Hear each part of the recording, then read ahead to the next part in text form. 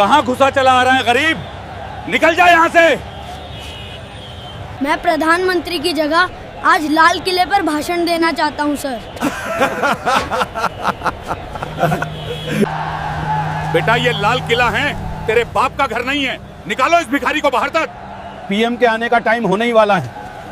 ये बात 26 जनवरी 2026 की है। पूरे देश में गणतंत्र दिवस की तैयारियां जोरों पर थीं।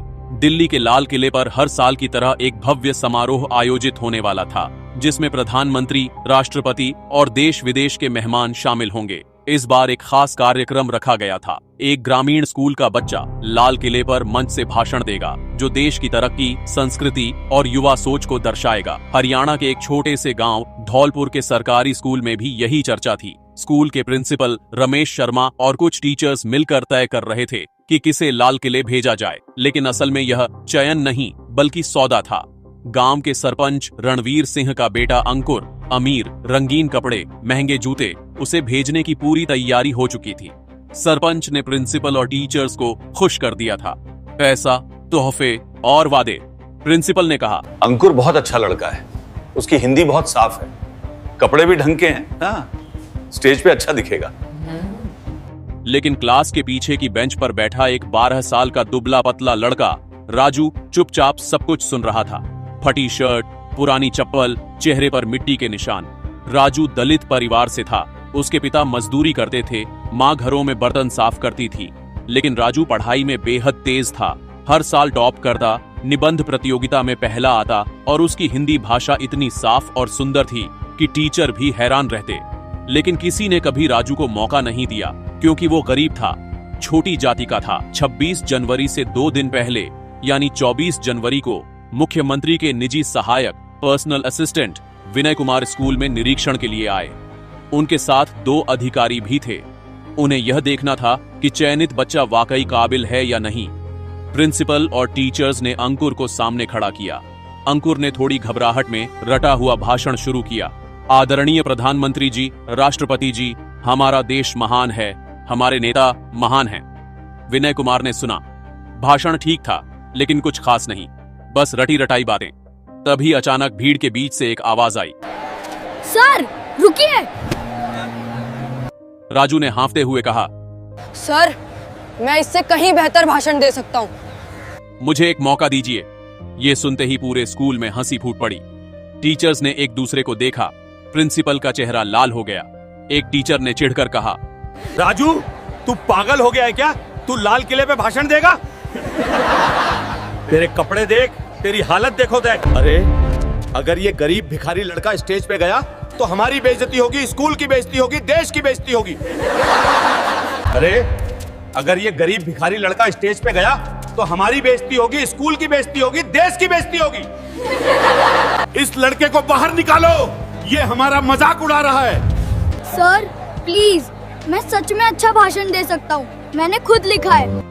मैंने खुद लिखा है, बस एक बार सुन लीजिए। विनय कुमार ने राजू को ध्यान से देखा। उनके मन में कुछ हलचल हुई।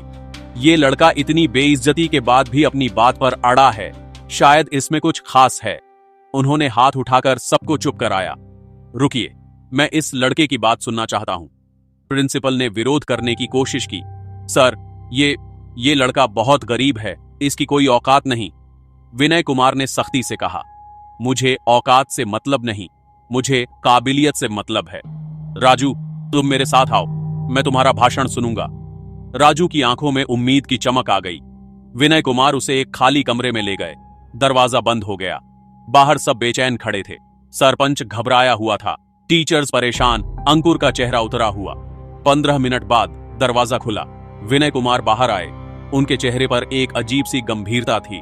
उन्होंने माइक उठाया और घोषणा की, 26 जनवरी को लाल किले पर भाषण देने के लिए राजू को चुना गया है। पूरा स्कूल सन्नाटे में आ गया। विनय कुमार की घोषणा सुनते ही पूरे स्कूल में हड़कंप मच गया। सरपंच रणवीर सिंह का चेहरा लाल हो गया, मुट्ठियां भींच गईं। प्रिंसिपल और टीचर्स सकते में खड़े रह गए। अंकुर के मुंह से बोल ही नहीं निकल रहे थे। सरपंच ने गुस्से में कहा, ये क्या मजाक है? हमने इतना इंतजाम किया, इतने पैसे खर्च किए और आप इस भिखारी लड़के को चुन रहे हैं? विनय कुमार ने शांत लेकिन सख्त आवाज में जवाब दिया, सरपंच साहब, मुझे पैसों से मतलब नहीं, मुझे सिर्फ उस भाषण से मतलब है जो देश के सामने जाएगा, और मैंने राजू का भाषण सुना है, वो असली है, सच्चा है और दिल से लिखा गया है, इसलिए फैसला हो चुका है। एक टीचर ने हिम्मत करके पूछा, सर लेकिन इस लड़के ने आखिर ऐसा क्या लिखा है जो आपको इतना पसंद आया? विनय कुमार ने मुस्कुराते हुए कहा, वो आप 26 जनवरी को सुनेंगे, पूरा देश सुनेगा। अभी मैं सिर्फ इतना कह सकता हूँ, ये भाषण सिर्फ तारीफों का नहीं है, ये भाषण सच का आईना है। सबके मन में सवाल उठ रहे थे, आखिर इस गरीब लड़के ने क्या लिख दिया? लेकिन किसी को जवाब नहीं मिला। सरपंच का षड्यंत्र और राजू की चिंता उस रात। सरपंच ने प्रिंसिपल और कुछ टीचर्स को अपने घर बुलाया। गुस्से में बोला, ये राजू हमारी इज्जत मिट्टी में मिला देगा, इसे किसी भी तरह रोकना होगा। एक टीचर ने कहा, सरपंच जी, अब तो फैसला हो चुका है, हम कुछ कर नहीं सकते। सरपंच ने व्यंग्य से कहा, कुछ नहीं कर सकते? चलो कम से कम इसे परेशान तो कर सकते हैं ना। स्कूल में इसका मजाक उड़ाओ, बाकी बच्चों को कहो इससे बात मत करो, इसका आत्मविश्वास तोड़ दो। अगर ये डर कर खुद पीछे हट गया तो फिर अंकुर को मौका मिल जाएगा। अगले 2 दिन राजू के लिए बहुत मुश्किल थे। स्कूल में बाकी बच्चे उससे दूर रहने लगे, कुछ उसका मजाक उड़ाते। अरे भिखारी, लाल किले पर क्या बोलेगा, भीख दे दो, तेरे कपड़े देखकर लोग हंसेंगे, पीएम भी हंसेंगे। कुछ टीचर्स भी उसे नजरअंदाज करने लगे, लेकिन राजू ने हार नहीं मानी।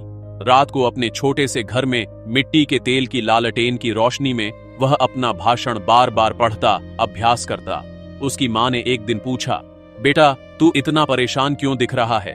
राजू ने कहा, अम्मा, लोग कह रहे हैं कि मैं गरीब हूँ, छोटी जाति का हूँ, इसलिए मुझे मौका नहीं मिलना चाहिए। लेकिन अम्मा, मैं सिर्फ अपनी बात कहना चाहता हूँ, सच कहना चाहता हूँ। मां ने उसके सिर पर हाथ फेरा। बेटा, जो सच बोलता है उसे हमेशा मुश्किलें आती हैं, लेकिन अंत में सच ही जीतता है। तू डर मत, तू हमारे जैसे लाखों गरीबों की आवाज है। राजू की आंखों में नया जोश भर गया।